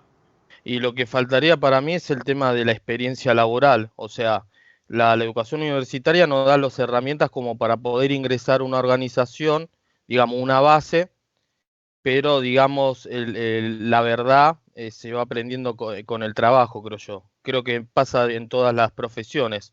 Uno puede tener los conocimientos teóricos, todo, pero donde se ve la verdad es en la práctica. Otra cosa importante, ¿no? Fíjate, ¿qué es lo que vos decís después de la primer coma? Decís la educación universitaria es una condición, coma, ¿y qué palabra ponés después? ¿En dónde? La educación universitaria es una condición indispensable para la formación de analista simbólico. ¿Y qué sigue después? Porque la educación formal fomenta... Porque, fíjate que esto también, que Cristina les enfatizó mucho, ¿no? Cada vez que se enfatizaba la idea de fundamentar. Fundamentar es ir al porqué de algo. Sí. Puede ser que digan, van a ver que no todos exactamente pusieron por qué tal cosa, pero en algunos casos es como que se tiró el contenido, es como que se había leído, pero no tenían, en este caso, está logrado desde la redacción porque haces hincapié en la forma en la que tiene que estar redactado el procedimental, y además se cumple esto de poder haber encontrado un fundamento de por qué es necesaria, por un lado, por qué no es suficiente por el otro, y meter de alguna u otra forma esta idea de aprender a aprender. Es como que algunos se quedaron con el latiguillo de aprender a aprender, pero fundamentar tiene que ver un poco con esta redacción que vos acabás de hacer y que realmente cuando lo leímos con Cristina fue realmente muy positivo, ¿no? Para nosotros porque celebramos en el caso tuyo que pudiste percibir, por un lado, cómo se redacta el procedimental fundamental en este caso, y por el otro lado, pudiste encontrar los fundamentos mínimos que se necesitaban en esta respuesta. Perfecto. Cris, ¿querés hacer algún comentario de este? ¿Querés que pasemos al otro? No, bueno, felicitarlo porque la verdad que está logrado en un texto corto, así que bueno, entendió. Lo que le quiero preguntar a él es, ¿cómo te posicionás mentalmente para armar la respuesta? Y la verdad que no sé cómo decir. Bueno, traté más o menos de tener en cuenta lo que venía haciendo con los TP. Igual la verdad cuando lo vi lo entregué con dudas, no le voy a mentir, porque en esta materia como que me va costando esta manera nueva de responder, de fundamentar y demás. Pero no me fue nada fácil, pero bueno, como que de a poco me voy como encaminando un poquito. Muy bien. En esta nueva manera de responder, ¿no? De que para mí es un... Sí. Por ejemplo, no sé si digamos nuevo o desconocido, pero por ahí... o raro, extraño, o por ahí es porque no estoy en el día a día con esta manera de texto, de responder y de encarar una respuesta, ¿no? A nivel académico, como dijo usted. ¿Este aprendizaje qué te suma? Y una nueva, bueno, manera de responder, de interpretar los textos, de leer, yo creo que en eso me cambió bastante. ¿Qué te cambió? Y no le voy a mentir, ¿no? Pero lo que acá aprendí de que hay que leer y releer hasta que queden las ideas. Cuando hago acá los trabajos con los compañeros, bueno, tengo que releer lo que era Gore y eso un par de veces hasta que de a poco me va cayendo la ficha para poder ir armando las respuestas, ¿no? O sea, no queda otra, porque con uno no son textos como para entenderlo de una leída solamente, sino que necesitamos varias veces. Sentís que hay un esfuerzo cognitivo, que estás haciendo un esfuerzo cognitivo, ¿no? Sí, la verdad que sí, le estoy poniendo muchas ganas. Sé que me cuesta, no me quiero quedar solo con esto. Así que bueno, voy a tratar de seguir así y de seguir esforzándome y de aprender día a día. Muy bien, muchas gracias. No, gracias a ustedes, profesores. Bueno, y te felicito, ¿eh? Gracias, muy amable. Felicitaciones. Bueno, Ezequiel Matías Alio. ¿Está Ezequiel? Ezequiel Matías Alio.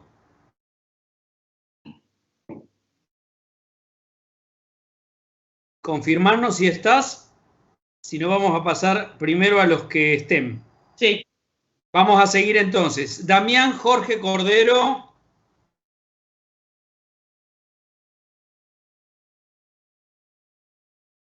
¿Estás, Damián? Confirmanos, por favor, Damián, si estás. Parece que no. No. Vamos a pasar al cuarto. Matías Nicolás Méndez. Acá. ¿Cómo andás, Matías? ¿Tenés cámara, Matías? Sí, ahí la prendo, me peino. Gracias. Dale. ¿Lo lees vos, por favor, primero? Sí, ok.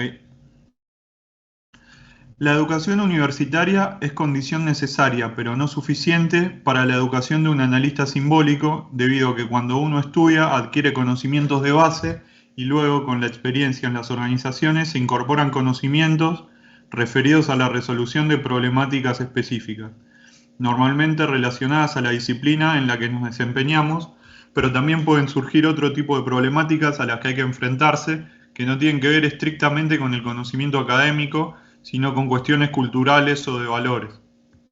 Teniendo en cuenta esta última consideración, la educación en su mayor nivel se conquista cuando la sinergia entre conocimientos académicos y experiencia alcanza su valor óptimo.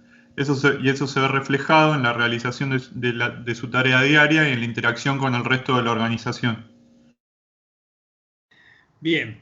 Fíjate que cuando nosotros lo leímos, y acá hablo por la percepción mía en particular, si bien es cierto que lo primero que me surgió darte como oportunidad de mejora simplemente, Matías, es poder haber partido un poco más el texto con algún punto que inclusive a vos te facilitara después la lectura, la realidad es que tampoco nos paramos en el lugar de que la redacción tenía que estar súper perfecta en cuanto a los signos de puntuación, sino que quisimos ser justos con las consignas que habíamos dado. Es decir, en tu caso, vos apuntalaste, ¿no? Fíjate que aclaraste, ¿no? Si bien lo encaraste distinto, porque dijiste es condición necesaria pero no suficiente para la educación, ¿debido a qué? Cuando vos decís debido a qué, ya queda claro también esta idea que decíamos en el anterior de por qué tal cosa.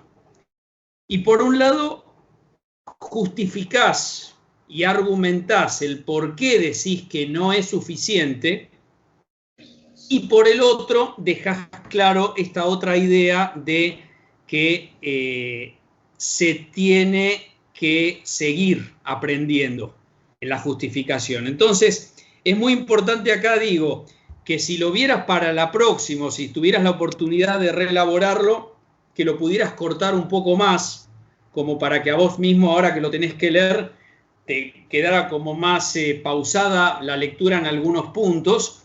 Okay. Pero están todos los contenidos que se pedían en la respuesta, porque vos podrías haber puesto debido a, y tal vez fundamentás la primera parte de la cita y no fundamentás la segunda, o tal vez fundamentás la segunda pero no agregás la importancia que le da Gore a esto de aprender a aprender, de seguir, digamos, en desarrollo, y todas estas ideas están. Así que bueno, por eso, digamos, es que consideramos que en el caso tuyo estaba logrado. Buenísimo. Cris. Bueno, yo soy insistente con las mismas preguntas. Matías, primero, bueno, te felicito, la verdad que muy bien. ¿Cómo te posicionás mentalmente frente al desafío del procedimental? ¿Qué pensaste antes de responder? ¿Cómo armaste este esquema mentalmente? ¿Qué cosas tuviste en cuenta? A ver, tuve en cuenta fundamentalmente mi visión, es prácticamente todo opinión personal, es una forma en la que yo suelo ver el trabajo y la experiencia. Creo que la experiencia incluso muchas veces supera en muchos casos al conocimiento académico, sin obviamente desmerecerlo, pero da herramientas y da cuestiones que uno no las ve en el ámbito académico. A nosotros que estudiamos sistemas o cuestiones informáticas nos cuesta, hablo por mí, ¿no? Cuesta muchas veces que los contenidos que vemos estén de alguna manera actualizados a lo que es la realidad del trabajo. Y creo que eso sin la experiencia y el trabajo diario no va para ningún lado. Y por otro lado, también referido a la materia nuestra, digamos, a la parte de sistemas o tecnología, a veces tenemos personalidades como muy binarias y ciertas habilidades o valores o de manejo de relaciones interpersonales ayudan muchísimo a poder lograr los objetivos, me parece. No sé si me fui mucho por las ramas, pero pienso más o menos eso. Mira, un comentario solo en relación a lo que acabas de decir, Matías. Metiste tu opinión, pero siento que lo más importante, porque otros procedimentales metieron su opinión, pero no tuvieron en cuenta lo que decía el texto. Y vos acá lo que hiciste fue, fíjate, cuando vos decís, cuando uno estudia adquiere conocimientos de base, y ahí estás diciendo por qué es suficiente, por qué, digamos, es necesario, mejor dicho, y cómo en la idea verde vas a la otra idea, a esto de por qué no es suficiente. Claro. Digo, no está mal que hayas incorporado la opinión, pero sí te quiero transmitir que no está probado solamente porque pusiste opinión, sino porque incluiste y defendiste esto desde el texto y que además con tu opinión, digamos, un poco le diste más validez a lo que habías leído. Buenísimo. Muchas gracias. A vos. Pasemos al siguiente, Charlie. Dale, vamos, Rodrigo Matías Crespo. Hola. ¿Estás, Rodrigo? Sí, profesor. ¿Cómo andás, Rodrigo? Si tenés cámara, buenísimo. Cámara no tengo. Bueno, Disculpe. ¿podés leer entonces, por favor? Ese es el tuyo. La educación universitaria es necesaria para la formación del analista simbólico, ya que la educación formal promueve las habilidades básicas. Sin embargo, a partir de ese momento, el aprendizaje dependerá de la resolución de problemas. Aunque es necesario, no es suficiente, porque aprender del contexto es muy importante para los analistas de símbolos. No solo es necesario la educación formal, sino también es necesario combinarla con la educación obtenida a través del trabajo y la experiencia de las dificultades afrontadas.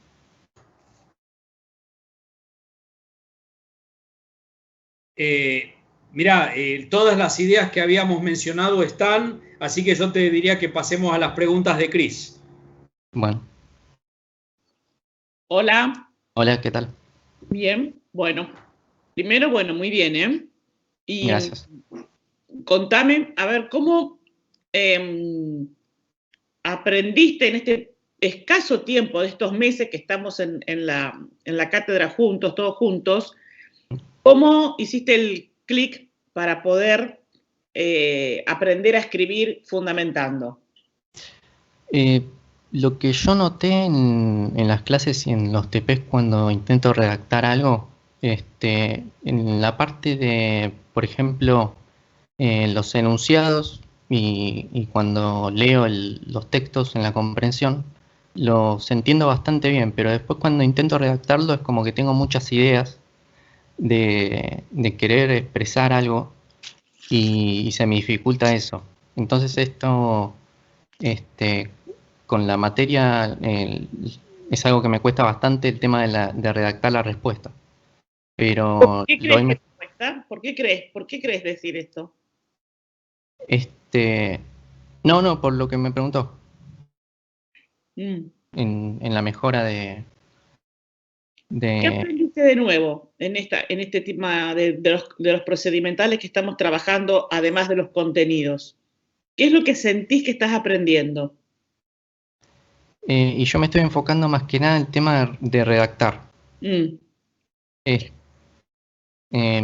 ¿Sabes por qué nosotros estamos poniendo tanto énfasis en la redacción? No es por nada. Es porque en años anteriores los estudiantes no aprobaban. Entonces nosotros empezamos a buscar las razones, porque los chicos leían, pero no aprobaban cuando tenían que pasar a la escritura. Y entonces era porque, claro, tenían una formación tan específica, tan técnica, esta personalidad binaria que muy bien describía el compañero hace un ratito, creo que era Matías. Bueno, dijimos, bueno, vamos a tener que trabajar el procedimental de la escritura, porque si no, ninguno va a aprobar. Nosotros queríamos que todos promocionaran. La verdad que la intención nuestra es que todo el mundo promocione. Y bueno, costaba mucho llegar al 7.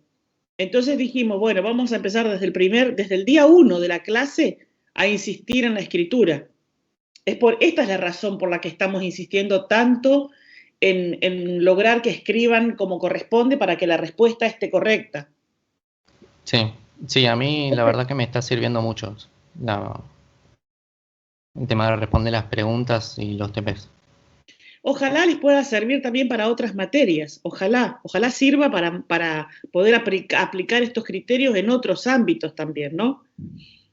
Sí, por lo menos, en mi opinión, sí, lo intento aplicar en lo demás como para perfeccionar eso y llevarlo más a la práctica. Muy bien, bueno, genial. ¿Seguimos? Gracias. Seguimos. Felicitaciones, Alan Nicolás Piorno. Confirmanos, Alan, si estás, por favor.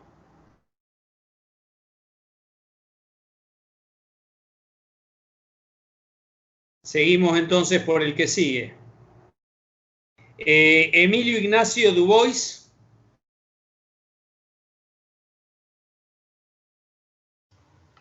Sí, profesores, acá estoy. Buenas noches. Hola, Emilio. Bueno, esta es la respuesta tuya. ¿La reconoces? Sí. Ok, la lees por favor. Si abrís la cámara, mejor, así te vemos. La cámara se la debo, profe, estoy con un tema acá en casa. Dale, bueno. El autor en su libro... Bien. Sí. El autor en su libro La educación en la empresa, cuando menciona que la educación universitaria es condición necesaria, pero no suficiente para la educación de un analista simbólico, se refiere a que las enseñanzas que uno recibe en el ámbito académico, si bien son necesarias para la formación de las bases conceptuales de la especialización, no son suficientes por sí solos, y deben ser acompañados por un contexto que empuje al analista simbólico, ahí hay un 2 de más, a aprender sobre el terreno, como menciona Gore en el capítulo 2, titulado El sistema educativo en una sociedad de conocimientos, del ya mencionado libro.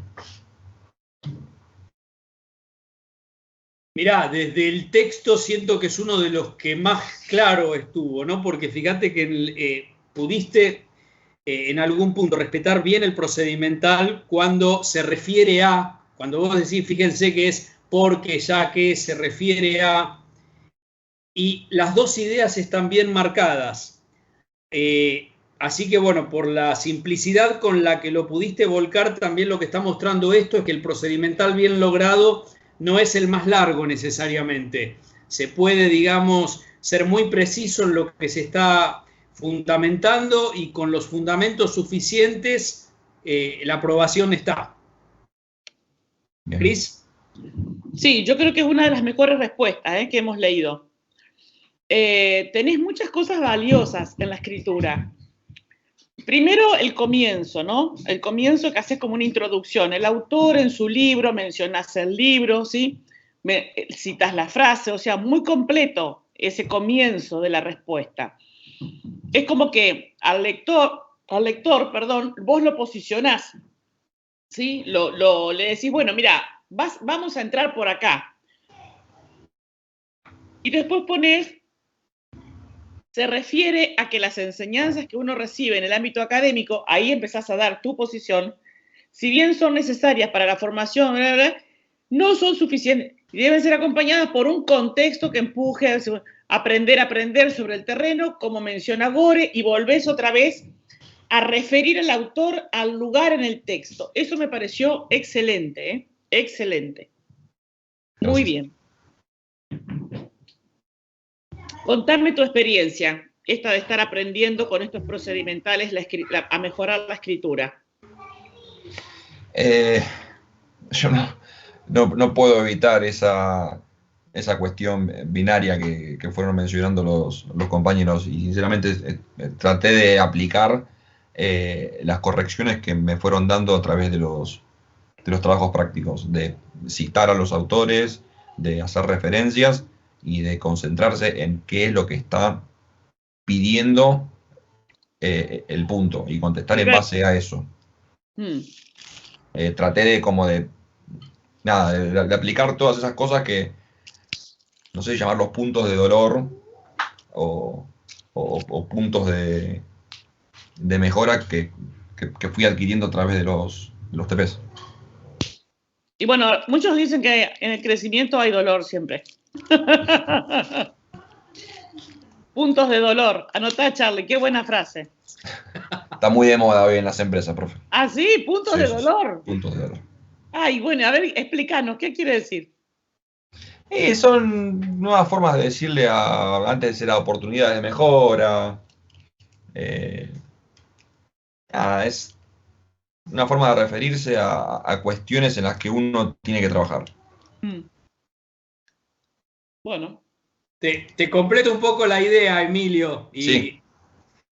Tiene también mucho que ver este concepto con algo que se trabaja mucho, ¿no? Desde la psicología, que es que el dolor no es una opción. El dolor pasa cada vez que algo cambia y que algo se transforma. O sea, siempre hay dolor, pero no pasa lo mismo con el sufrimiento. El sufrimiento es selectivo. La persona que sufre en algún punto elige sufrir. Mientras que el dolor, todos pasamos por un dolor. O sea, yo cambio de trabajo, lo busque yo o no lo busque yo, hay un dolor en el medio. O sea, yo ahora la elección del sufrir, por eso no es punto de sufrimiento, es porque el sufrir en algún punto es racionalizar el dolor. Cuando nosotros racionalizamos el dolor y estamos muy pendientes de, uy, qué mal que la paso en la materia, uy, qué mal el parcial, uy, qué mal esto, uy, qué mal que la paso en el trabajo, uy, qué mal que la paso en lo que sea, no nos damos cuenta que gastamos mucha energía en racionalizar ese dolor que tenemos y que no podemos evitar. Por eso este punto de dolor está muy relacionado, digamos, a lo que es cualquier oportunidad de transformación. O sea, no hay transformación sin dolor. Con lo cual, siento que trajiste un aporte súper importante, Emilio. Gracias. Ustedes perdonen la visión femenina. No dije feminista, femenina. Pero como madre me hizo acordar al parto. O sea, al momento del parto me hizo acordar, ¿viste? Punto de dolor. Vos decís, bueno, sí. O sea, me vino a la mente eso, ¿viste? Que en el parto, bueno, vos te estás muriendo del dolor, pero a la vez es algo que da vida, das vida a través de ese dolor. Es algo tan paradójico, porque vos decís, no puede ser que tenga que doler tanto para poder dar vida, ¿entendés? Entonces, el parto es un punto de dolor. Bueno, muy bien. Felicitaciones, Emilio. Pasamos al último, entonces. El último es, si estás, Camila, Denise. Confirmanos si estás. Sí, buenas noches. ¿Estás? Sí. ¿Tenés cámara, Camila? Sí. Si querés, abrila, porfa, y lee la voz. Bien. Gore plantea que la educación universitaria es condición necesaria pero no suficiente para la educación de un analista simbólico, porque estos analistas utilizan instrumentos de análisis obtenidos a través de la experiencia, es decir, fuera del ámbito académico u universitario. Es por ello que sus ingresos no están relacionados directamente con el tiempo o el esfuerzo que invierten en sus tareas, sino más bien dependen de la calidad, originalidad, destreza u oportunidad de lo que hacen y de lo que identifican o resuelven. Por esto mismo, Gore asegura que la mayor parte de estos analistas son graduados de carreras terciarias o universitarias, a veces con posgrado, aunque sus tareas suelen requerir mucha actualización posterior, y que pueden ocupar posiciones claves desde muy jóvenes y perder poder o espacio si no consiguen mantenerse actualizados en conocimientos y habilidades.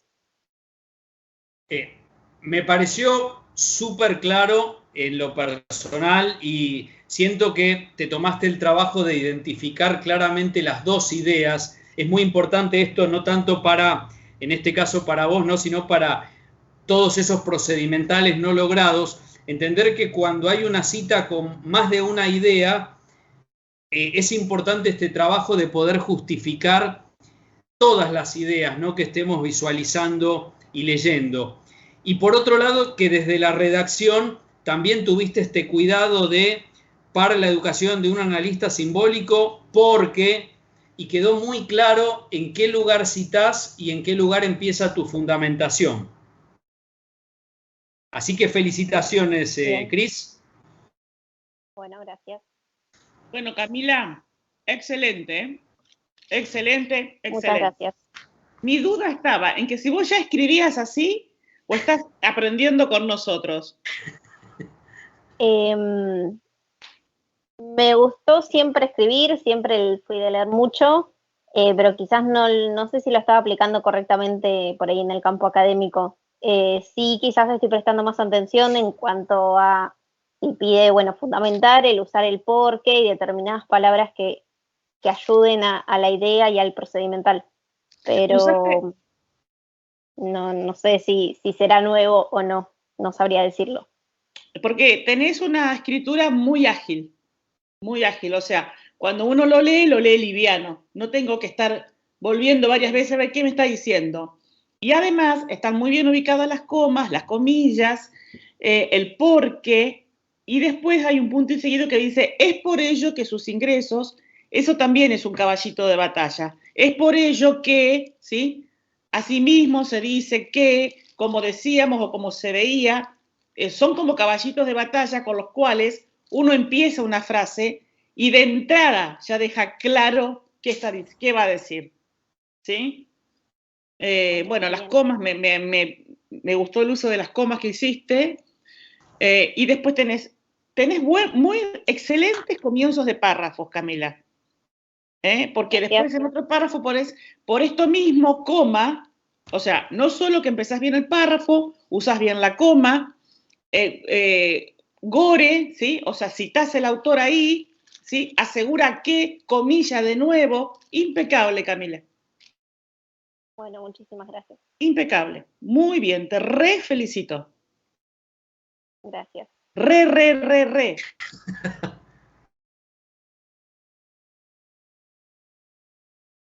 Muy bien. Bueno, un último mensaje de la noche. Faltó entregar el grupo 5, la última tarea donde había que buscar innovación, ejemplos de innovación y síntesis. ¿Hay alguien del grupo 5? Cri, me parece que no hay nadie del grupo 5. Sí, profe, ¿me escucha? ¿Quién está? A ver si le puedo poner. ¿Me escucha? Sí, te escucho. A ver si... Nidia. Acá. Hola. ¿Qué tal, profe? Sí, ¿sabes qué pasó? Lo subimos, pero en la clase 4. Lo subimos ayer a la tarde. Y ahora el compañero que es responsable, digamos, que está asignado, lo subió debajo de la pregunta que tiene usted. Bueno. Perfecto. Sí, te agradezco mucho la aclaración, Nidia. Gracias, profe. Muy bien. Entonces, una última aclaración de ese trabajo muy corta es que cuando se le pide la síntesis en 20 renglones, algún equipo, que también se lo escribía en la observación, escribe textualmente las frases. O sea, está bien, toma las principales frases, pero las escribe textual. Eso no es síntesis. O sea, en la síntesis uno tiene que escribir también, hacer su aporte personal y luego ir citando las ideas principales. Supónganse que ustedes del capítulo 4 tomen el concepto de innovación, de aprendizaje, de oxímoron, de lo que sea. Sí. Entonces, el equipo dice, bueno, muy bien, a ver, ¿cuáles van a ser las 20 o 15 ideas centrales? Y las escriben en un papel aparte. Estas son las ideas. Bueno, ahora hablemos de todo esto. No necesariamente tiene que estar en orden, como aparecen en el texto, ¿sí? Bien. Pero cuando hacen la síntesis involucra el aporte personal. Ah, está bien. Porque en yo agarro la cita de la idea principal y en eso le atribuyo mi opinión, digamos. Empiezan a escribir. Bien. ¿Sí? Tal como leímos en el capítulo 5 de Gore, el autor presenta los siguientes temas, bla, bla, bla, bla. Consideramos que presenta estos temas porque, ¿sí? Está bien. No, entonces está bien, yo entendí mal, entonces ahí también. Porque hicimos un resumen, no hicimos una síntesis, entonces. Sí, copiaron y pegaron frases, pero no fue el único grupo, por eso lo aclaro. Está bien, está bien. Así que bueno, si lo pueden rehacer, mejor. Bárbaro, gracias, profe. Y bueno, y muy buenos los ejemplos de innovación, la verdad que muy buenos. Bien. Hay equipos que hasta 3 ejemplos han buscado. Bueno, siendo las 21 horas y estando agotadísimos de corregir, de leer y todo, les damos las muy buenas noches. No sé si alguien quiere hacer algún último comentario y nos vamos a descansar.